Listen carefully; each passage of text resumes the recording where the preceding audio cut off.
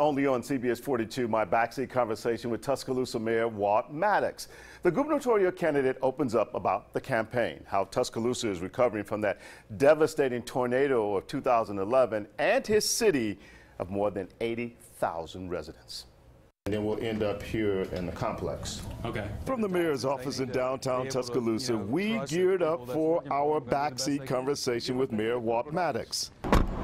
We have been one of Alabama's fastest growing cities. The last few years, we're always in the top 3 in that category. When we talk about your administration and what you've done in the city of Tuscaloosa, you can't help but think about what has happened since the 2011 tornado.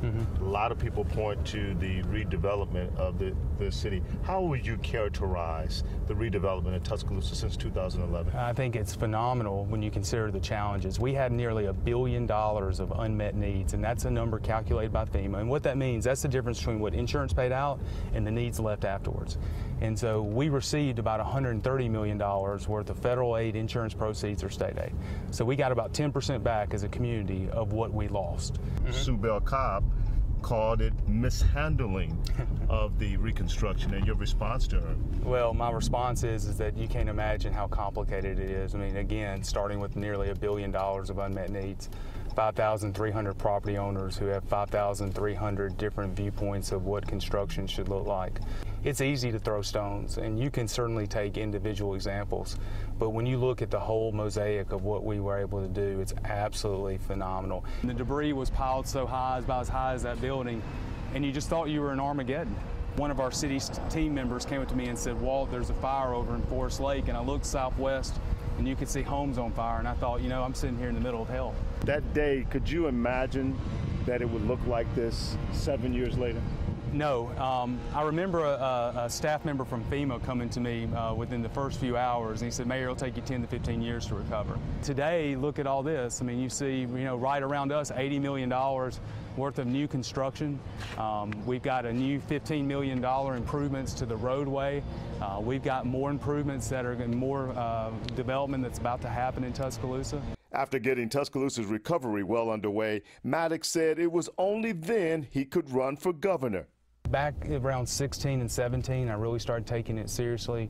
Once I got through the mayor's race and Stephanie and I sat down over the summer, we thought, you know what, if we look at Alabama and we look at where we are, and we have 2 children, Taylor, who's 15, she goes to Northridge, and Eli, who's 4, goes to Verner.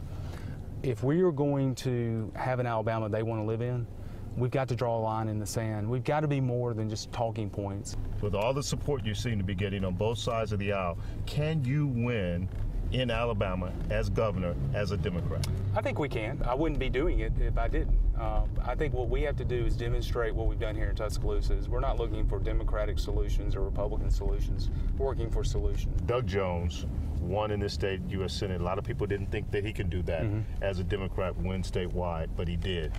Much of that he ran with the support of a big voting bloc. The African-American vote really helped ride him into office.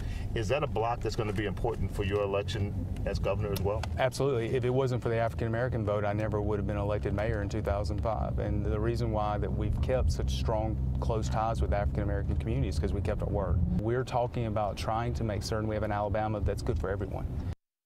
We continue our backseat conversation with Walt Maddox in our next half hour. Maddox says he is an introvert, he says, but he shares his personal side with us, something he says he rarely does. And